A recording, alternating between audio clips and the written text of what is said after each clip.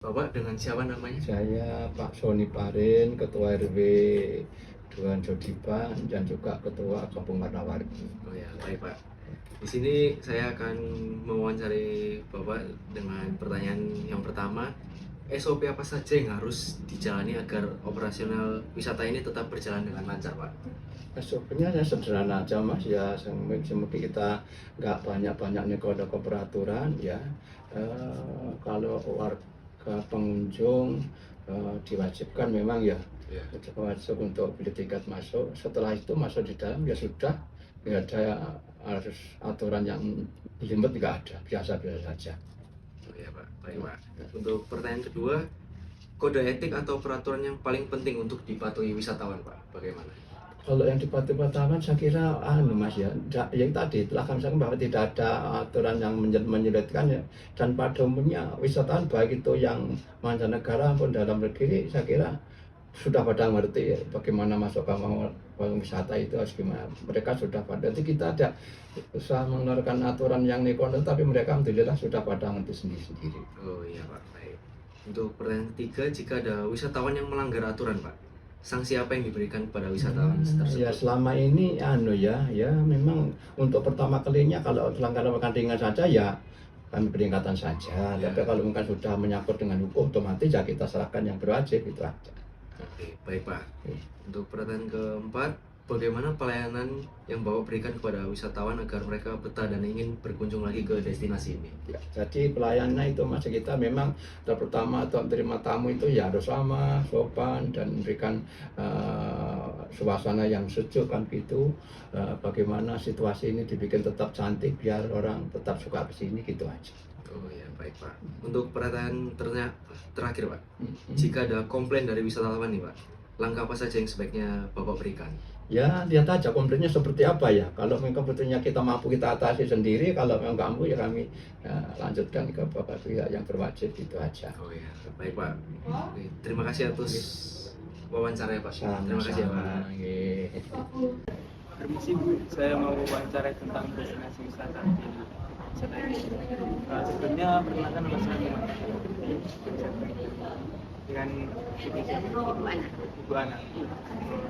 Saya mau bertanya tentang SOP apa saja yang harus dijalani agar operasional tetap berjalan dengan lancar. Untuk turis asing kita kasih tiket 10.000 ya.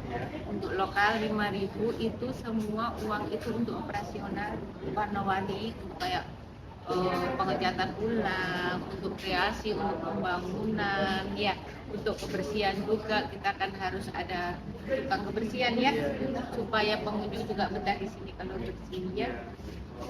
Terus juga kode etik atau peraturan yang paling penting wisatawan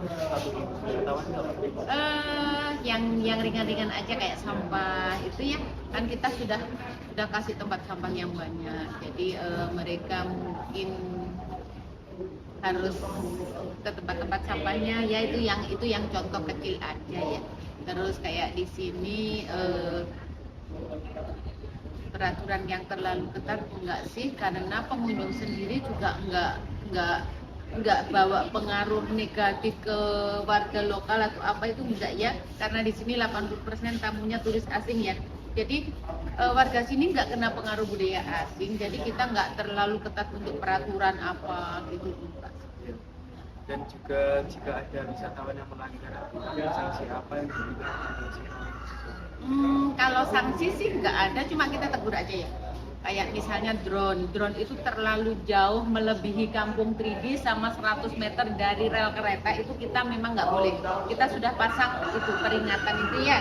Jadi kita tegur aja karena di sana base camp TNI, jadi kita yang kena teguran selaku pengurus ya. Jadi seringkali kita kena teguran kalau ada drone melewati base camp TNI. Dan juga ada bagaimana pelayanan yang Anda berikan kepada wisatawan agar mereka betah dan ingin berkunjung. Warna-warni harus tetap bersih, warganya ramah pengunjung, terus mungkin makanan yang harus kita tonjolkan, kayak ibu jualan pisang goreng itu rasa yang enggak kalau pisang goreng pokoknya manis atau enggak, ibu pakai yang lain supaya lebih enak gitu ya, supaya pengunjungnya pisang goreng diwarna-warni enak kan gitu ya. Jadi warga diwajibkan ramah pengunjung dan bersih ya, kebersihan yang kita utamakan. Dan jika ada komplain dari wisatawan, langkah apa saja yang sebaiknya diberikan? Kita memang kita tampung ada usulan atau komplain dari wisata ya. Jadi kita ada 2 bulan sekali kita pertemuan rutin, jadi kita bicarakan di waktu pertemuan pengurus tadi. Ya solusinya juga kita temukan di kepengurusan.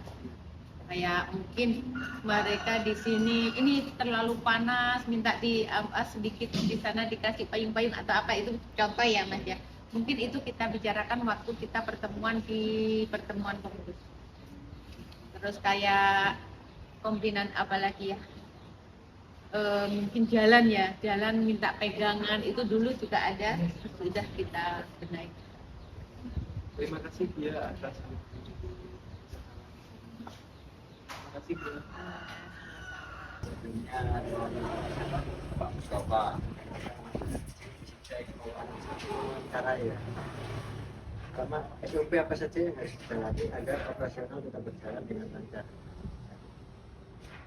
Ya dari tiket ini mas operasionalnya, terutama dari tiket ini kita buat semua ini tiket ini ya. Buat kebersihan, ya, buat kreasi buat pembangunan. Dan yang kedua, kode etik atau peraturan yang paling penting untuk dipatuhi wisatawan. Ya nggak anu mas, nggak ketat-ketat amat di sini pokoknya buang sampah itu tempatnya itu aja, sopan itu aja juga nggak terlalu sopan. Ketiga, jika ada wisatawan yang melanggar aturan, sanksi apa yang diberikan kepada wisatawan tersebut? Ditegur aja mas, ditegur aja. Wisatawan kan nggak tiap hari, kalau wisatawan satu hari ditegur aja. Bagaimana pelayanan yang Anda berikan kepada wisatawan agar mereka betah dan ingin lagi ke sini? Ya di sini tergantung anu mas, request ada orang wisatawannya apa itu sama di lapangan bawah itu tanda itu. Terakhir, jika ada komplain dari wisatawan, langkah apa saja yang sebaiknya diberikan? Ya, langsung kita tanggapi apa itu yang dikomplain itu, langsung kita perbaiki lah. Baik, terima kasih Bapak atas waktunya. Ya sama-sama.